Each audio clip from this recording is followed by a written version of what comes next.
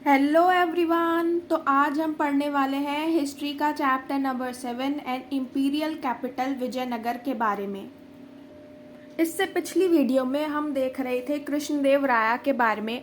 अब देखते हैं रायाज और नायकाज के बारे में। देखो, रायाज किसको कहा जाता है? जो राजास थे वहाँ कर विजयनगर के, वो अपने आप को रायाज कहते थे। अब नायकाज कौन थे, इनके बारे में देखते हैं। तो नायकाज थे मिलिट्री चीफ्स। ये मिलिट्री चीफ्स क्या करते थे? देखो, जब राजा पावर एक्सरसाइज करता है तो उसके अंदर में भी कुछ लोग होते हैं जिनके पास थोड़ी बहुत पावर होती है, तो वही थे मिलिट्री चीफ्स। मिलिट्री चीफ्स क्या करते थे? ये लोग फोर्ट्स को कंट्रोल किया करते थे। इनके आर्म सपोर्टर्स हुआ करते थे और ये क्या करते थे, एक जगह से दूसरी जगह हमेशा क्या है, मूव किया करते थे। और कई बारी इन लोगों के साथ में कुछ पीजेंट, कुछ फार्मर भी इनके साथ में मूव किया करते थे। क्यों? क्योंकि वो चाहते थे कि उनको कोई फर्टाइल लैंड मिले जहाँ पर वो लोग सेटल हो सके, वहाँ पर बस सके। तो ऐसे के लिए पीजेंट्स भी इनके साथ जाया करते थे। अब ये जो चीफ्स होते थे इनको नायकास कहा जाता था और ये जनरली क्या है, तेलुगु और कन्नड़ बोला करते थे। देखो, मिलिट्री चीफ्स राजा के अंडर में आते हैं तो राजा की उन पर पूरी पावर होती थी, लेकिन कुछ कुछ जो नायकाज होते थे वो बड़े रिबेलियस होते थे, तो कई बारी मिलिट्री एक्शन के थ्रू उनको शांत करना पड़ता था और राजा को उनको कंट्रोल में लाना पड़ता था। अब ये जो अमर नायका सिस्टम था ना, ये एक मेजर पॉलिटिकल इनोवेशन था एक विजयनगर में। और माना जाता है कि इस अमर नायका सिस्टम के बहुत सारे फीचर्स जो है वो इक्ता सिस्टम जो दिल्ली सल्तनत में हुआ करता था उसके सिस्टम में जो फीचर्स थे उससे डिराइव हुए हैं, उससे मिलते जुलते हैं।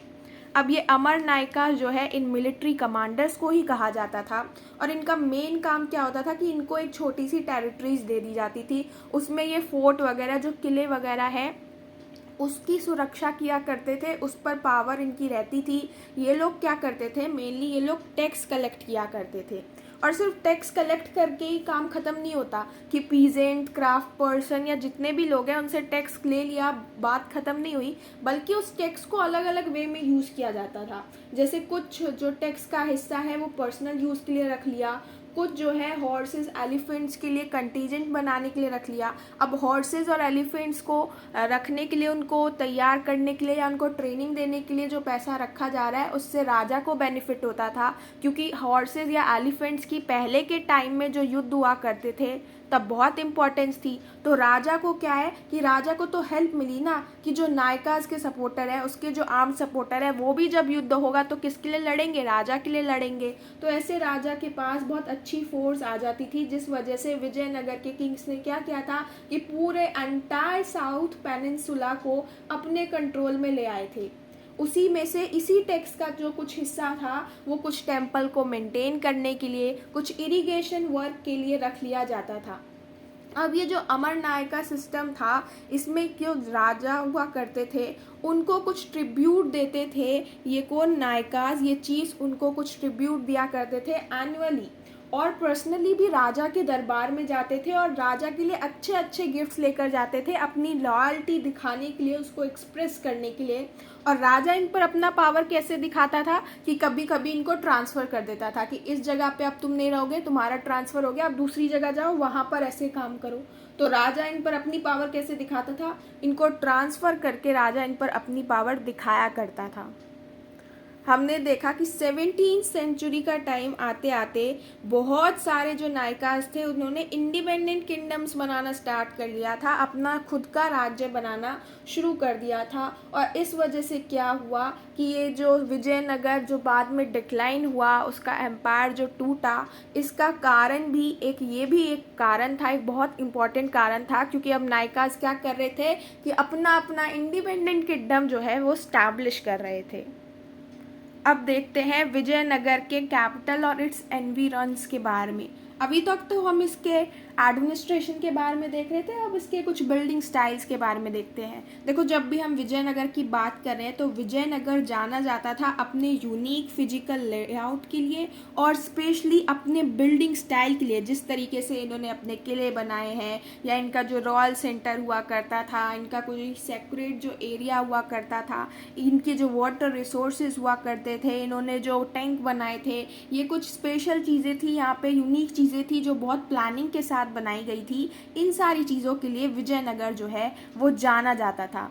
जैसे अभी हम वाटर रिसोर्सेज के बारे में पढ़ते हैं। देखो यहाँ के लोकेशन, विजयनगर की लोकेशन की सबसे बहुत ही अच्छी बात क्या थी कि ये सबसे स्ट्राइकिंग फीचर क्या था कि यहाँ पर नेचुरल बेसिन बनता था। मतलब ऐसा एरिया जहाँ से पानी होकर जाएगा, जहाँ से रिवर फ्लो करेंगे, आपस में मिलेंगे, वो नेचुरल बेसिन जो है वो बनता था। कौन बनाता था? रिवर तुंगभद्रा बनाती थी, जो कि नॉर्थ ईस्टर्ली डायरेक्शन में फ्लो करती है, वो इसको बनाया करती थी। और आसपास का जो लैंडस्केप था, जो नज़ारा था, वहाँ पर क्या थे? हिल्स वगैरह थे। अब हिल्स थे तो वहाँ से भी जो है पानी जो है बहता था। अब छोटी नदियाँ भी थी और उन छोटी नदियों का पानी क्या होता था? बड़े नदियों में जाता था, तो स्ट्रीम्स थी।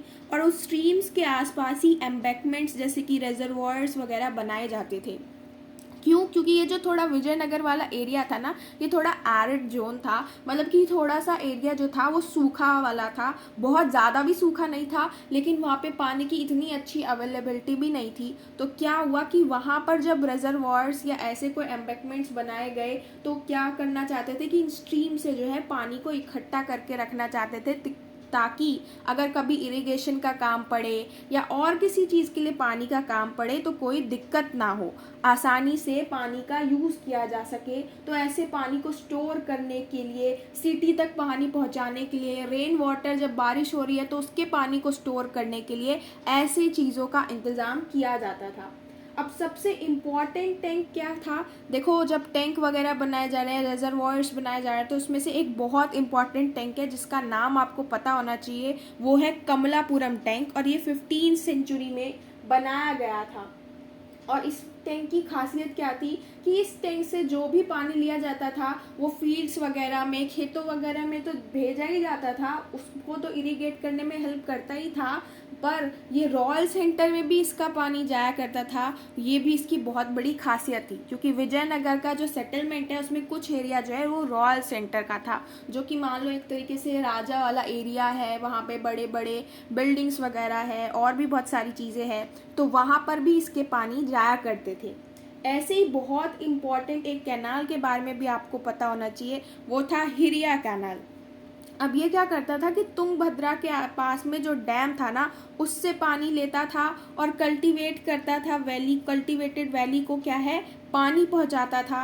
और इसका पानी कहाँ पे जाता था? इसका पानी जाता था ऐसे एरिया में जो कि सेक्रेड सेंटर और अर्बन कोर, ये दो इलाकों को अलग करता था। ऐसी जगह पे इसका पानी जो है जाया करता था। और इसको जनरली बिल्ड किसने कराया था? संगम डायनेस्टीज के राजा ने इस हिरिया कैनल को बिल्ड कराया था, इसको बनाया था। अब देखते हैं फोर्टिफिकेशन एंड रोड्स के बारे में। देखो अब सुरक्षा के बारे में बात करते हैं। अगर हमने देखा भी होगा, आपने किसी फिल्म वगैरह में या आपने कहानी में सुना भी होगा कि जब भी राजा को अपने जगह की सेफ्टी इंश्योर करनी पड़ती थी तो पहले क्या किया जाते थे? बड़े बड़े किले बनाए जाते थे, बड़े बड़े वॉल्स बनाए जाते थे, ताकि कोई बाहर से हमारे राज्य में सीधा यूं ही घुस ना सके। तो ये जो फोर्ट्रेस वॉल बनाए जाते थे ये पहले के टाइम में हुआ करते थे और ये विजयनगर में भी थे। और इसी के बारे में बात करते हुए अब्दुल रज़ाक ने लिखा है। अब ये अब्दुल रज़ाक कौन थे? ये एक एम्बेसडर थे जो कि पर्शिया के राजा थे। उन्होंने इन्हें भेजा था कहाँ पर? कैलीकट में, या फिर जिसे आज कोझिकोडे बोलते हैं, वहाँ पर भेजा था। 15वीं सेंचुरी में ये आए थे और इन्होंने विजयनगर को पूरा घूमा था और मेंशन किया था कि यहाँ की फोर्टिफिकेशन बहुत अच्छे हैं। ये यहाँ के फोर्टिफिकेशन से बहुत ज़्यादा इम्प्रेस हुए थे और इन्होंने ही बताया था कि यहाँ पर 7 लाइन्स ऑफ फोर्ट्स है। मान लो एक तरीके से किले हैं, दीवारें हैं बड़ी बड़ी, उसके अंदर में क्या आ गया? गार्डन आ गया। फिर दूसरी लाइन किलों की शुरू हुई, उसके अंदर में एग्रीकल्चर आ गया। तीसरी लाइन शुरू हुई, उसके अंदर में अर्बन कॉम्प्लेक्स आ गया। फिर चौथी लाइन शुरू हुई तो उसके अंदर में रॉयल सेंटर आ गया। तो ऐसे इन्होंने बताया था कि चीज़ें आपस में बटी हुई थी। तो ऐसे 7 लाइन थे, मतलब कि 7 लाइन थे इन फोर्ट्स के, इन वॉल्स के, इन किलों के, और इससे पूरी सुरक्षा दी जा रही थी इस एरिया को। और इससे बहुत ज़्यादा ये लोग इम्प्रेस थे। सबसे अच्छी चीज़ इनको क्या लगी कि देखो हम अपने इलाके को बचा रहे हैं, हम चाहते तो बस अपने अर्बन कॉम्प्लेक्स या जो भी हमारे जहाँ पे लोग रहते हैं, बस उसी एरिया को, उस एरिया का फोर्टिफिकेशन करते, वहीं किले बनाते। लेकिन विजयनगर में क्या यूनिक था कि जहाँ पर एग्रीकल्चर फील्ड्स है उसको भी किलों के अंदर ले आया और उसकी भी क्या की गई, सुरक्षा की गई कि मतलब एग्रीकल्चर फील्ड्स भी बाहर नहीं है, उनके लिए भी अलग से जो है फोर्टिफिकेशन कर दिया गया है। और सिर्फ इतना ही नहीं, उन्होंने बताया कि ये जो आउटर मोस्ट वॉल होती थी ये हील से जुड़ी हुई होती थी सिटी के आसपास, और इसमें मैसिव मैसनरी कंस्ट्रक्शन जो था वो था, मतलब कि स्टोन वगैरह के यूज़ करते हुए, पत्थरों का यूज़ करते हुए ये बड़े बड़े किले और उसके द्वार और उसकी जो वॉल्स है वो बनाई जाती थी। और उसमें मतलब बहुत कम ही उसका हाड़ बिगाड़ हुआ करता था, जनरली वो बहुत अच्छा काम करती थी। और इसमें कोई भी मोर्टार या सीमेंटिंग एजेंट का यूज़ नहीं करते थे इस कंस्ट्रक्शन में, ये बताया हुआ है। और ये जो स्टोन के ब्लॉक्स होते थे ना, जो स्टोन यूज़ किया करते थे वो वेज शेप्ड होते थे, जिस वजह से सारी चीज़ें क्या होती थी, अपने पोजीशन में होती थी, एकदम टाइट रहती थी। और यहाँ पे बताया हुआ है कि, और आगे अब्दुल रज़ाक कहते हैं कि यहाँ पर 3 फोर्टिफिकेशन जो फर्स्ट सेकंड थर्ड हुई, जो स्टार्टिंग की 3 लाइन है उसमें तो गार्डन हो गए, फील्ड्स हो गए, एग्रीकल्चर फील्ड्स और हाउसेज, इन्हीं को क्या किया है, इन्हीं का फोर्टिफिकेशन किया गया है, इनकी सुरक्षा के लिए ही बड़े बड़े दीवार बनाए गए हैं। ऐसे ही पेज भी कहते हैं कि अगर हम देखें इन फोर्टिफिकेशन को तो कुछ दूर आपको चलना पड़ेगा असली एरिया तक, रेजिडेंशियल एरिया तक पहुंचने के लिए, सिटी तक पहुंचने के लिए। और बाहर से लेकर जो मेन सिटी तक के बीच का डिस्टेंस है, इसमें क्या है, इसमें आपको गार्डन देखने को मिलेंगे या अलग अलग आपको फील्ड्स देखने को मिलेगी। उन्होंने भी सेम बात बोली थी कि स्टार्टिंग में क्या थे, फील्ड्स थे, गार्डन्स थे, और इन लोगों को पानी चाहिए। अब फील्ड के लिए तो आपको पानी चाहिए, इरिगेशन का काम उसके लिए चाहिए, तो इनको पानी कहाँ से मिलता था, वहीं पे लेक थी जहाँ से यहाँ पे पानी लाया जाता था इन फील्ड्स के लिए। और जो आर्कियोलॉजिस्ट है उन्होंने भी देखा है कि एग्रीकल्चर ट्रैक्ट है, किसके बीच में, एग्रीकल्चर ट्रैक्ट था, सेक्रेट सेंटर और अर्बन कोर के बीच में ऐसी एग्रीकल्चर फील्ड्स देखने को मिलते हैं, जिसको पानी कहाँ से मिलता है, कैनाल सिस्टम से मिलता है। वो कैनाल सिस्टम तुंगभद्रा से ही पानी लेता है। लेकिन क्वेश्चन ये है कि इतने फोर्टिफाइड एरिया बनाए क्यों गए, इतना बड़ा बड़ा घेरा दिया ही क्यों गया। मतलब ठीक है, हाउसेस को आपने दिया, आपने सिटी को दिया, लेकिन एग्रीकल्चर फील्ड को देने का क्या मतलब था, क्यों इतने ज़्यादा जो है घेरा किया जा रहा था उस टाइम पर।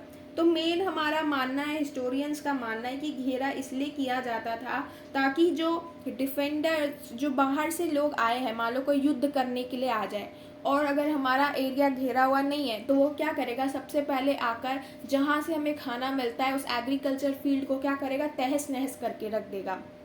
तो वो हमारी चीज़ों को तहस नहस ना कर पाए, हमारे खाने का जो एकमात्र ज़रिया है उसको बंद ना कर पाए, और उसको भी कुछ उससे बेनिफिट ना हो उस खाने की चीज़ से या उस फील्ड से, इस वजह से इन एग्रीकल्चर फील्ड्स को भी फोर्टिफाइड एरिया कर दिया गया था। इनमें भी जो है घेरे लगा दिए गए थे, बड़ी बड़ी वॉल्स बना दी गई थी और इसको अंदर ले आया गया था, यही कारण था। अब क्या थे, रूलर्स ने बहुत इस पर खर्चा किया होगा, क्योंकि ये जो बड़ी बड़ी दीवारें थी, ये जो बड़े बड़े घेरे थे, ये कई कई महीनों तक चलते थे। देखो इस पर घेरा किया है तो ये बहुत एक्सपेंसिव चीज़ हुई है, क्योंकि साथ साथ लाइन है फोर्टिफिकेशन की, लेकिन वहीं पर ये क्या था, बहुत इलेबरेट स्ट्रेटेजी भी थी और बहुत एक्सपेंसिव भी थी, और कई बारी कई सालों तक ये जो दीवार है, ये जो किले हैं वो चल जाया करते थे। अब ये जो सेकेंड लाइन ऑफ फोर्टिफिकेशन था उसमें क्या था, उसमें ये अर्बन कॉम्प्लेक्सेस थे। जो तीसरी लाइन थी फोर्टिफिकेशन में की, उसमें आते थे रॉयल सेंटर्स, जिसमें बड़ी बड़ी बिल्डिंग्स, बड़े बड़े हॉल्स, ये सारी चीज़ें देखने को मिलते थे। अब फोर्ट को एंटर कैसे करते थे, गेट के थ्रू, और उसी गेट से निकलते थे रोड, और उसी रोड पर आपको अलग अलग आर्किटेक्चरल फीचर्स देखने को मिलेंगे, गेट पर आपको अलग अलग आर्किटेक्चरल फीचर्स देखने को मिलेंगे, जैसे कि कई बारी आपको आर्क देखने को मिलती है कुछ इस टाइप से, कई बारी आपको डोम देखने को मिलता है इस टाइप से। तो आपको अलग अलग वहाँ पर देखने को मिलेगा स्टाइल। और इसको कैसे माना जाता था, इसको माना जाता था कि ये तुर्क सुल्तान ने ऐसे आर्किटेक्चर स्टाइल जो है उसको इंट्रोड्यूस किया था, ये आर्क और डोम को, और बाद में हिस्टोरियंस ने इसको क्या नाम दिया, हिस्टोरियंस ने इसको नाम दिया Indo Islamic style. Art historians इसे इंडो इस्लामिक स्टाइल ही बताते हैं, और ये जनरली ये स्टाइल ग्रो करता गया। इसी तरीके से जो है बिल्डिंग्स बनाई जाने लगी, या स्टाइल के साथ में अलग अलग रीजन में हमने देखा कि बिल्डिंग्स बनी। अब जब आर्कियोलॉजिस्ट रोड को पढ़ते हैं तो कैसे पढ़ते हैं, देखते हैं कि रोड कहाँ जा रहा है, उस रोड पर पेवमेंट्स है कि नहीं, मतलब साइड में जो एक एरिया होता है जहाँ पर लोग चलते हैं वो है कि नहीं, कहाँ कहाँ ये रोड जा रहा है, इस रोड से और कितने रोड्स निकल रहे हैं, और ये रोड के आसपास कोई रॉकी टेरेन यानी कोई हिल वगैरह या कोई बड़े से चट्टानों के पत्थर ऐसे कुछ है कि नहीं है, ये सारी चीज़ें देखा करते थे। जनरली टेम्पल से जो रोड निकलता जाता था वहाँ पर क्या माना जाता था कि वहाँ पर बहुत सारे बाज़ार होते होंगे, ऐसा माना जाता था। अब बात करते हैं अर्बन कोर की।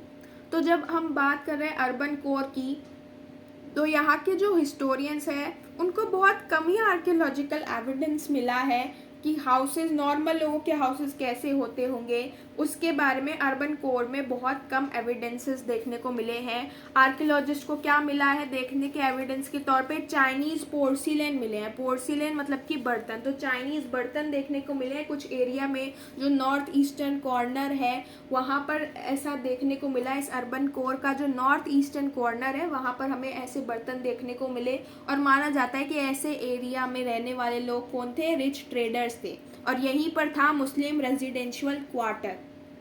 और यहाँ पर क्या थे, टॉम्स भी थे, कुछ मॉस्क भी बनाए हुए थे। अब टॉम्स या मॉस्क के फंक्शन तो बहुत अलग है, लेकिन इनको इस तरीके से बनाया गया था, इनका आर्किटेक्चर ऐसा था कि जो हमारे टेम्पल्स थे हम्पी में, उसमें जो मंडपास होते थे उनके जैसा इनका बिल्कुल सेम रिजेम्बलेंस थी, वैसा ही पूरा इनका स्ट्रक्चर देखने में लगता था। ऐसे ही 16वीं सेंचुरी में एक पोर्टुगीज ट्रेवलर थे बारबोसा, उन्होंने कहा था कि यहाँ पर जो हाउसेज हैं उनके जो रूफ्स हैं वो कैसे है, थेस्ड है, मतलब कि वैसे फूस के बने हुए हैं लेकिन बहुत अच्छी तरीके से बने हुए हैं और वेल अरेंज्ड भी है। तो उन्होंने यहाँ की बताते हुए, यहाँ के बारे में, यहाँ के हाउसेस को डिस्क्राइब करते हुए 16वीं सेंचुरी में ऐसे लिखा था। और ये भी हमारे लिए एक बहुत बड़ा सोर्स है, एक रिसोर्स है जहाँ से हम पता लगा सकते हैं कि उस टाइम पे घर कैसे हुआ करते थे। अब फील्ड सर्वेस की बात करें तो इस एरिया में बहुत सारी ऐसी जगह है जहाँ पर छोटे छोटे टेम्पल्स हैं, वहाँ पर श्राइन्स हैं, और बहुत अलग अलग कम्युनिटीज़ वहाँ पे थी। हमारा मानना है कि वहाँ पर अलग अलग कम्युनिटीज़ थी, वो अलग अलग चीज़ों को फॉलो करते थे, अलग अलग ग्रुप्स थे यहाँ पर। और हम क्या मानते हैं कि यहाँ पर जो वेल थे, रेन वाटर टैंक्स हुआ करते थे, टेम्पल के टैंक्स हुआ करते थे, ये क्या थे, ये एक तरीके से वाटर के सोर्सेज के रूप में काम आते थे। यहाँ के ऑर्डिनरी लोग जो यहाँ पे, मतलब यहाँ पे जो लोग रह रहे हैं, यहाँ के जो रेजिडेंशियल लोग हैं जो यहाँ पे अपना घर बनाकर रह रहे हैं, उनके लिए पानी का एक स्रोत कौन सी चीज़ें थी, वेल्स, रेन वाटर टैंक्स और टेम्पल टैंक्स भी हुआ करते थे। अब देखते हैं रॉयल सेंटर के बारे में। तो रॉयल सेंटर जो है वो साउथ वेस्टर्न पार्ट में लोकेट करता है हमारे सेटलमेंट के, और यहाँ पर क्या है, 60 टेम्पल्स है इस रॉयल सेंटर में। और सिर्फ इतना ही नहीं, राजा जो है वो इन टेम्पल्स को अक्सर बनवाया करते थे, या इनके साथ अपने आप की अथॉरिटी दिखाने के लिए, कि अपने पावर को लेजिटिमाइज करने के लिए वो दिखाया करते थे कि वो भगवान को पूछते हैं, या भगवान ने उनको ये जो है राइट दिया है कि वो लोगों को रूल करे, या वो भगवान के बिहाफ पे रूल कर रहे हैं, ऐसी कई बारी दिखाने की कोशिश करते थे। और वो क्या करते थे कि पेट्रोनेज प्रोवाइड करते थे टेम्पल्स को, उसकी रक्षा किया करते थे, फाइनेंशियली हेल्प किया करते थे, कुछ डोनेट किया करते थे, या फिर वहाँ पर गोपुरम्स बनाया करते थे, बहुत सारी चीज़ें करते थे। मंदिर को एक तरीके से मेंटेन करके राजा रखा करते थे। लेकिन यहाँ पर हमें ऐसे भी 30 बिल्डिंग कॉम्प्लेक्सेस देखने को मिले हैं जिनको हम पैलेसेस मानते हैं, जिनको हम महल मानते हैं। अब देखो, एक रॉयल सेंटर है जहाँ पर हम बिल्डिंग्स की बात करेंगे, हम राजा की बिल्डिंग की बात करेंगे, लेकिन फिर भी हमको यहाँ पे 60 टेम्पल्स देखने को मिले और 30 ऐसे बिल्डिंग कॉम्प्लेक्सेस देखने को मिले जो इतने बड़े थे, जिन्हें देखकर ही हमको लगा कि हाँ, ये तो महल ही होंगे। और हमें ये भी लगा कि यहाँ पर इसका किसी रिचुअल फंक्शन से कोई लेना देना नहीं होगा, इसलिए भी ये क्या होंगे, महल होंगे। लेकिन जो टेम्पल्स थे और जो यहाँ की बिल्डिंग्स थी, उनके बीच में एक बड़ा सा डिफरेंस था। डिफरेंस ये था कि टेम्पल्स में क्या था, मैशनरी वर्क था, देखो पत्थर का यूज़ करके टेम्पल्स बनाए जा रहे हैं, लेकिन बिल्डिंग्स जो बनी थी वो पैरिशेबल मटेरियल्स की बनी थी, ऐसे मटेरियल्स की बनी थी जो कुछ समय तक चलते हैं, उसके बाद ख़राब हो जाते हैं, उसके बाद में जो है वो डीके कर जाते हैं। तो ऐसे पैरिशेबल मटेरियल्स के तो यहाँ पे बिल्डिंग्स बने थे, और टेम्पल्स किसके बने थे, टेम्पल्स बने थे स्टोन के। तो ये एक बहुत बड़ा यहाँ पे डिफरेंस था। अब देखते हैं हम महानवी दिब्बा के बारे में। तो देखो यहाँ पे हमने जो जो बिल्डिंग्स देखी उसको उसके नाम कैसे मिले, कि उसका फंक्शन क्या है या फिर वो कैसा दिख रहा है, इन सारी चीज़ों को लेकर उसको नाम असाइन कर दिए जाते थे। अब यहाँ पे क्या है, एक किंग पैलेस भी था, मतलब ऐसा माना जाता था कि एक बहुत बड़ा सा पैलेस है, वो किंग पैलेस ही होगा, लेकिन हमारे पास कोई ऐसे मतलब ठोस सबूत नहीं है ये कहने के लिए कि वो किंग पैलेस ही होगा। वो इतना बड़ा है साइज़ में देखकर कि हमें ऐसा लगता है कि वो राजा का महल ही होगा। और उस राजा के महल में 2 प्लेटफॉर्म्स थे, एक था ऑडियंस हॉल और दूसरा था महानवी डिब्बा। देखो ये जो ऑडियंस हॉल था, इसमें क्या था कि इसमें बड़ी बड़ी डबल दीवारें थी, और इन 2 दीवारों के बीच में जो है स्ट्रीट हुआ करते थे। इसी ऑडियंस हॉल में जो है हाई प्लेटफॉर्म थे जिस पर स्लॉट्स थे, वुडन पिलर्स थे, और वुडन पिलर के सहारे ही हमने देखा कि ऊपर स्टेयरकेस भी था, यानी कि दूसरी मंजिल भी थी। लेकिन इतना ही स्ट्रक्चर देखकर हमको ये नहीं समझ में आता कि इतने कम से एरिया में क्या होता होगा, या ये हॉल किस चीज़ के लिए यूज़ किया जाता होगा, किस पर्पस के लिए यूज़ किया जाता होगा, वो हम नहीं जानते। अब बात करते हैं महानवमी डिब्बा के बारे में। देखो ये एक मैसिव प्लेटफॉर्म है, और ये कितने दूर में फैला हुआ है, ये 11,000 स्क्वायर फीट में फैला हुआ है, और इसकी जो हाइट है वो 40 फीट की यहाँ पर इसकी हाइट है। और ये क्या है, एक वुडन स्ट्रक्चर है, और इस पर क्या की गई है, कार्विंग्स की गई है, अलग अलग टाइप की इस पर क्या की गई है, कार्विंग्स की गई है, कुछ ना कुछ बनाया गया है इस पर, और रिचुअल्स होते थे इस पर, मतलब इसका कोई यूज हुआ करता था। हमारा मानना है कि जब महानवमी जिसे कहा जाता है, या 10 डे कहा जाता है, हिंदू फेस्टिवल जो होता है सितंबर अक्टूबर में, जिसे कहीं पर दशहरा कहते हैं, कहीं पर दुर्गा पूजा कहते हैं, कहीं पर महानवमी कहते हैं, कहीं पर नवरात्रि कहते हैं, उसको ऐसे हमारे जो ओकेजन थे, यानी कि नवरात्रि को यहाँ पर सेलिब्रेट किया जाता होगा, उसके लिए ये स्ट्रक्चर था। ऐसे तौर पे राजा क्या करते थे, अपना पावर दिखाते थे, अपनी प्रेस्टीज दिखाते थे, अपनी सुजर्नेटी मतलब कि उनके कंट्रोल में है सारी चीज़ें, उनको अधिकार है अपने स्टेट को कंट्रोल करने का, ये चीज़ें अपनी एक तरीके से पावर डिस्प्ले किया करते थे इस ओकेजन पर। ये जो यहाँ पे सेरेमनीज होती थी, सेलिब्रेट किया जाता था जो फेस्टिवल को, उसमें क्या होता था कि इमेज की वर्शिप की जाती थी, स्टेट हॉर्स की वर्शिप की जाती थी, अदर एनिमल्स, बुफेलोज और भी बहुत सारे एनिमल्स के सेक्रीफाइसेस किए जाते थे, उनकी बलि प्रदान वगैरह किया जाता था। यहाँ पर डांसेस होते थे, रेसलिंग मैचेस हुआ करते थे, और क्या होता था, प्रोसेशन ऑफ कैप्रिजेंट हॉर्सेज या एलिफेंट्स या अदर एनिमल। कैप्रिजेंट मतलब कि सजे हुए, और प्रोसेशन मतलब कि जुलूस, यानी कि कुछ एनिमल्स होते थे जैसे कि हॉर्स, एलिफेंट या फिर चैरियट, या फिर जो सोल्जर्स होते थे, ये लोग को क्या थे, बहुत सजे धजे होते थे, और इनका जुलूस निकाला जाता था, ये लोग अपनी पूरी यात्रा निकालते थे। और यहाँ पर कुछ रिचुअल प्रेजेंटेशन दिया करते थे चीफ नायकाज राजा के सामने में इस ओकेजन पर। और क्या होता था कि यहाँ पर इस तरीके से जो है उत्सव मनाए जाते थे। ये जो सेरेमनीज थी इनके डीप सिंबॉलिक मीनिंग्स थे, और इसी दिन राजा क्या करता था, अपनी आर्मी को और जो नायकाज है उसकी आर्मी को जो है वो इंस्पेक्ट किया करता था, देखा करता था इस ग्रैंड सेरेमनी में, इनसे इन बड़े बड़े फील्ड्स में मिला करता था। नायकाज भी गिफ्ट्स वगैरह लेकर आया करते थे राजा के लिए, राजा को ट्रिब्यूट देने के लिए। लेकिन फिर भी हम पूछते हैं कि क्या किस चीज़ के लिए ये जगह यूज़ होती थी, किस चीज़ के लिए महानवमी डिब्बा जो है वो यूज़ होता था, क्या ये इस रिचुअल का जो है मेन सेंटर हुआ करता था।